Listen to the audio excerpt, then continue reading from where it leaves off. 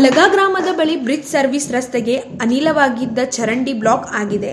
ಈ ಸಮಸ್ಯೆಯನ್ನು ಹೈವೇ ಪ್ರಾಧಿಕಾರವು ಶೀಘ್ರದಲ್ಲಿಯೇ ಬಗೆಹರಿಸಬೇಕು. ಇಲ್ಲದಿದ್ದರೆ ಇಲ್ಲಿ ದೊಡ್ಡ ಪತನಗಳು ಹರಡುವುದಾಗಿ ಸ್ಥಳೀಯರು ಹೇಳುತ್ತಿದ್ದಾರೆ. ಹಲಗಾ ಗ್ರಾಮ ಪಂಚಾಯಿತಿ ಕೂಡ ತಕ್ಷಣ ಗಮನ ಸೆಳೆಯಬೇಕಾದ ಅಗತ್ಯವಿದೆ ಮತ್ತು ಹೈವೇ ಪ್ರಾಧಿಕಾರವನ್ನು ಕರೆದು ಈ ಚರಂಡಿಯನ್ನು ಸ್ವಚ್ಛಗೊಳಿಸುವುದು ಅಗತ್ಯವಾಗಿದೆ.